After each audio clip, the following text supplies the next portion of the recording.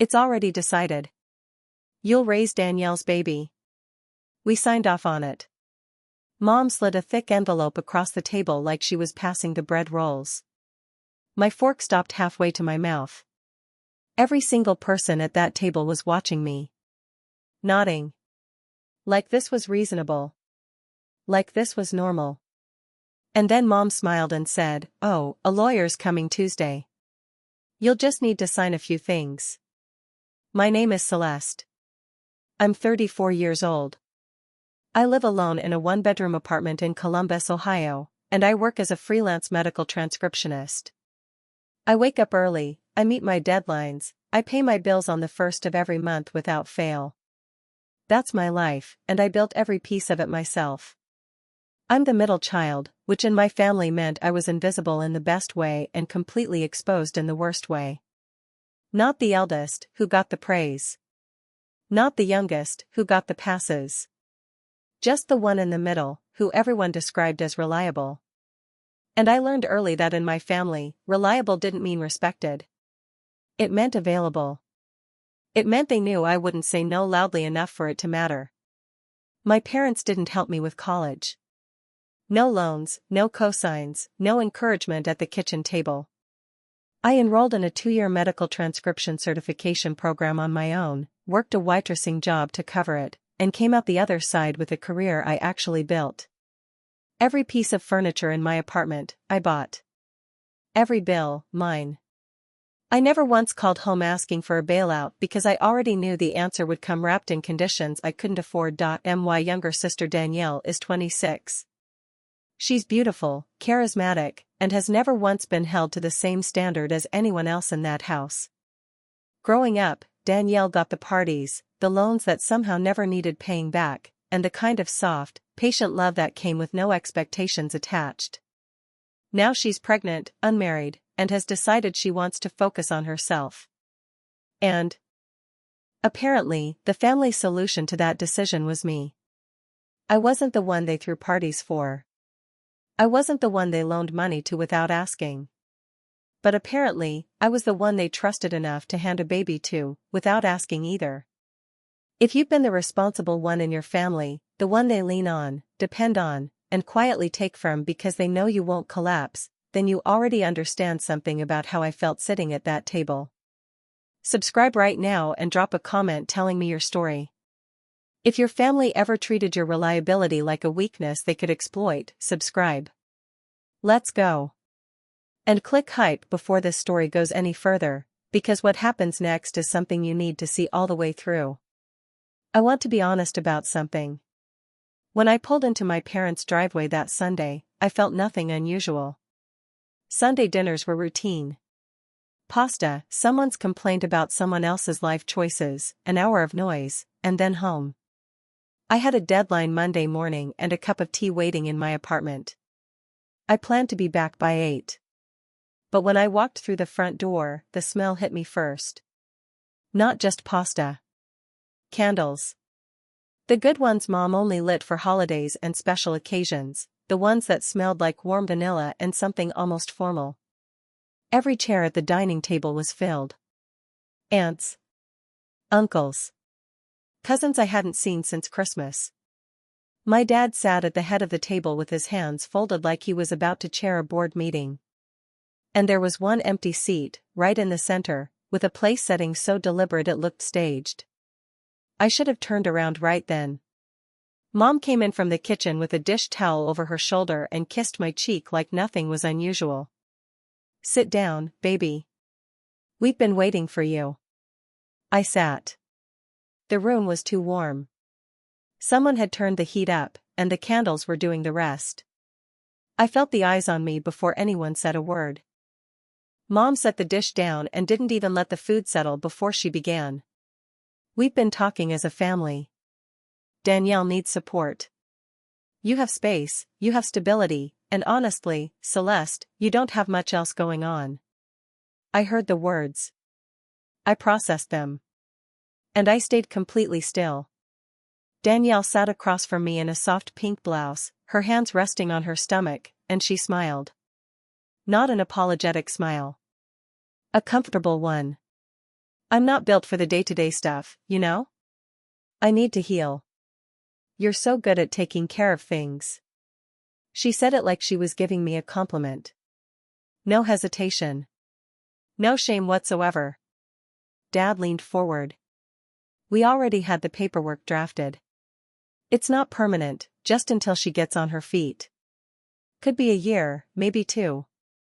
Then Mom reached under her chair and pulled out the envelope. It was thick. Cream-colored. The kind of envelope that means someone paid for a lawyer's time. She slid it across the table to me, and I opened it with steady hands because I refused to let them see anything else from me in that moment. 12 pages. Formatted. Professionally typed. And on the very first page, in clean black ink, was my name. Celeste Renee Warren. Listed as primary caregiver. I turned to page 4. There was a clause about financial responsibility for infant needs not covered by the birth mother. My eyes moved to page 7. Another clause about residential requirements, meaning the child would be expected to reside in my home. 2 of my aunts were nodding like this was an act of generosity being extended to me. One cousin leaned to another and whispered, "See, this is why you need to stay close to family." My chest tightened. The candles kept burning. The room smelled like vanilla and something that felt very close to humiliation. I set the document down slowly. I did not cry. I did not raise my voice. But inside, very quietly, something shifted and I thought to myself, they have no idea what they just started. The 2 weeks that followed were a masterclass in pressure. Mom called every single day. Not to ask how I was doing. Not once. She called to update me on the baby's needs, the pediatrician recommendations she'd been researching, the neighborhood near my apartment that supposedly had a good daycare. She talked about all of it like the agreement was already signed. Like I had already said yes. Relatives started sending texts. Links to cribs, car seats, sleep schedules, parenting apps. My phone buzzed with all of it, and every notification felt like another brick being set on top of me. I finally called Mom back. I said it clearly, "Mom, I never said yes." She was quiet for exactly 2 seconds. Then she started crying. Real tears. The kind that come fast and loud and are designed to end a conversation before it begins. "I didn't think I'd raised someone so selfish," she said. And then she hung up. No follow-up. No apology the next day. I sat with that for a long time. Then Danielle moved to a different strategy. She posted her pregnancy announcement on social media, a soft, glowing photo with a caption that made my stomach drop. "So grateful my sister is stepping up for us. Love you, Auntie Celeste." With a white heart emoji at the end like it was sweet. My phone didn't stop. Friends texting congratulations. A coworker asking if I was excited. A distant relative I hadn't spoken to in 4 years sending a gift registry suggestion. I had to explain to people, one by one, that I had never agreed to anything. And the looks I got back, the confusion, the slight judgment, the silent question of why I would let my pregnant sister down, that was its own kind of punishment. I called Danielle. I didn't yell. I was past yelling. "You had no right to post that." She laughed. Actually laughed. "Oh, relax. People are happy for you. Why are you always so dramatic?" I ended the call. Then Dad called. And what he said was the third blow, and the sharpest one. He told me, in his calm, reasonable, "I'm the man who handled this voice," that he had already informed the family's lawyer that I was on board. The signing was scheduled for the following Friday at 2 in the afternoon. And then, almost casually, he mentioned that the family had set aside Grandma Rosa's old savings account to help cover baby expenses through my household. I knew that account. I knew exactly what it was supposed to be. Grandma Rosa had savings she'd left behind, money that was meant to be split among her grandchildren. My share was mine. Or it was supposed to be. They had rerouted it. Redirected my portion of a dead woman's savings to fund an arrangement I had never once agreed to. I said quietly, "Dad, I want you to think very carefully about what you just told me." He didn't catch it. He said, "Friday at 2. Don't be late." And he got off the phone. They had moved my money. They had publicized my name. They had scheduled my future. All without a single yes from me. But here's what none of them knew. I have always been the quiet one who pays attention. And for the past 18 months, I had been paying very close attention. 3 years ago, just before Grandma Rosa passed, she pulled me aside during a family visit. She smelled like the rose water she always wore and her voice was low, like she was telling me something she didn't want the walls to hear. "Watch what they do with my money, baby," she said. "Write it down." I thought she was just being cautious. I didn't know she was being prophetic. So I wrote it down. All of it. Every financial conversation that felt slightly off. Every family email that got forwarded to me by mistake. A phone call I recorded when Dad told me directly that the savings account was being managed centrally by Mom, which was not what Rosa's original plan had been. Text chain showing the coordinated pressure campaign. A digital folder and a physical one, both backed up, both organized, both sitting quietly in my apartment while my family planned my future at their dining room table. I had not built that file because I planned to use it. I built it because something in me, some quiet and patient part of me, always knew this family would eventually try to take something I couldn't afford to lose. The night after that Sunday dinner, before a single follow-up call had come in, I reached out to someone. Someone with real standing in this situation. Someone who had unfinished business with my family that went back 6 years. I reached out, and then I waited for Friday. Patient. Still. Ready. I didn't want war. I want to be clear about that. This was my family. These were people I had shared a table with my entire life. But they had fired the first shot. All I had to do now was show up Friday and let the truth do the work. His name was Mr. Aldridge. He was semi-retired, an estate attorney who had handled Grandma Rosa's original will 7 years ago. After Rosa passed, he had contacted Celeste briefly, mentioned something felt procedurally off about how the estate had been settled. The family had shut him out before he could follow up. He went quiet, but he didn't go away. I called him the Monday after the dinner. He picked up on the second ring. I told him everything. The document. The dinner. The savings account. The Friday signing. There was a long pause on his end. Then he said, "Celeste, I'd been waiting for someone in that family to call me for 6 years." I photographed all 12 pages of the agreement and sent them to him that evening. His response came back within 2 hours. The document contained coercive language. It misrepresented me as a willing participant. And the redirection of Rosa's savings account, based on what I had documented, appeared to constitute financial elder abuse, executed after her death using what he suspected were forged consent paperwork and reclassification forms. He agreed to come with me to Friday's signing.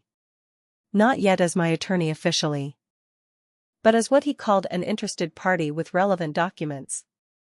That was enough. Meanwhile, my family was celebrating.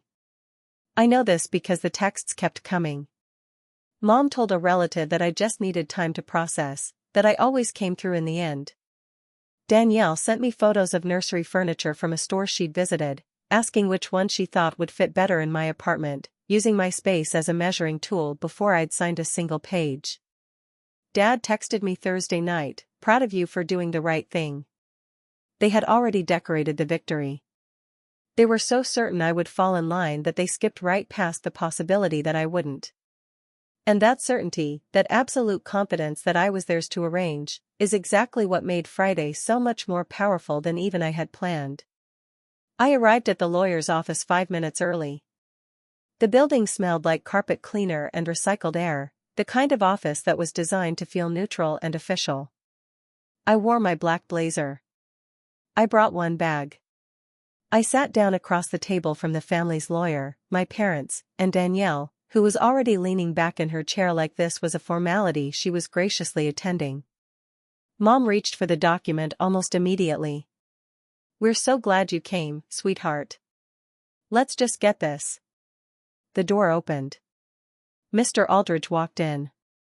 Briefcase in hand, gray suit, the kind of calm that only comes from someone who has been in many rooms like this one and has never once been the one to leave embarrassed. He set his briefcase on the table and did not apologize for his presence. Silence sat down with all of us. Dad's face shifted. "Who is this?"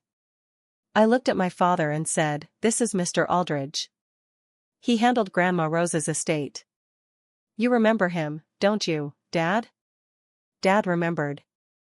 I could see it move across his face like a shadow. Mr. Aldridge opened the briefcase. He did not rush. He placed 3 sets of documents on the table, one at a time, with the deliberate calm of someone who had organized these for a long time. The first set was Rose's original will, the one she signed with her own hand, which stipulated clearly that her savings account be split equally among all grandchildren. My share, $14,000. The second set was bank records. They showed the account being quietly consolidated and reclassified under my mother's name 11 months after Rose's death. No probate. No signatures from the grandchildren. No authorization from anyone except the person who benefited from the change. The third set was my file. The recorded call. The text chains. The email thread where my father wrote, in his own words, "If we frame it as her idea, she won't fight it." Dad stood up from his chair. You can't just, where did you get those?" I looked at him steadily. "You taught me to take care of things, Dad." "I did." Danielle leaned forward, her voice shifting into something soft and urgent. "Celeste, you're making this into something it's not. Page 4 of your agreement," I said, "says I accept financial liability for infant care expenses." I never signed that. I never agreed to it. And if this meeting continues without my terms being addressed, Mr. Aldridge files a formal estate dispute before the end of business today. The family's lawyer had stopped talking. He was reading. His eyes moved across the document slowly, and then he looked up at my mother and said, "I wasn't told about an existing estate attorney." Mom tried to pivot. She always could think fast on her feet. She started speaking about misunderstandings, about how things got complicated, about how the family just wanted what was best. Mr. Aldridge looked at her and said, without raising his voice even slightly, "Ma'am, misunderstandings don't come with forged reclassification forms." The room went completely quiet. Even the recycled office air seemed to stop moving. I picked up the 12-page agreement. I slid it back across the table, all the way to the other side, and signed. Then I stood up. I looked at my mother, my father, and my sister, one at a time. "I love you," I said. "But I will not be signing anything today. Or ever." And I walked out. Mr. Aldridge filed the formal estate dispute the following Monday morning. Rose's consolidated account was frozen pending a full legal review. The forged reclassification paperwork was flagged. The process was underway. Danielle, without the arrangement she assumed was already locked in, had to face her situation differently. She contacted a legitimate social support agency and started working on an actual co-parenting plan with the baby's father. A real plan. One that didn't involve conscripting her sister. 2 weeks after Friday, Mom called. I answered because she is still my mother and I had made myself a promise that I would stay open to a real conversation if one ever came. But it didn't. She called to ask if I could just let it go. No acknowledgement. No apology. Just a request that I quietly put everything back the way it was, for the family's comfort. I said, "When you're ready to have a real conversation, I'm here. But I'm not letting go of what's mine." My $14,000 was returned to me as part of the estate settlement. I paid off the remaining balance on my certification debt, the last piece of financial weight I had been carrying since I put myself through that program alone. The rest went into a savings account I have labeled, in my own phone, as freedom money. I didn't cut my family off. That's not the ending this story gets, because life is more complicated than that and I know it. But I restructured every relationship on my own terms. Distance. Documentation. No more showing up to dinners that turn out to be ambushes. They called me reliable like it was a cage. Turns out, it was the thing that made me impossible to break. If your family ever tried to make their problem your legal responsibility without your consent, then you know exactly how I felt sitting at that table with a fork in my hand and my name on a document I never touched. Subscribe and tell me your story in the comments. Have you ever been pressured into something using guilt, family loyalty, and paperwork? Share it below. You deserve to be heard. And click hype to help this story reach someone else who needs it tonight. Standing up for yourself is one of the hardest things a person can do, and it gets even harder when the people on the other side of the table are the ones who were supposed to be in your corner.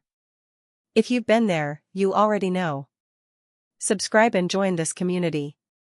Let me know this story helped by clicking hype.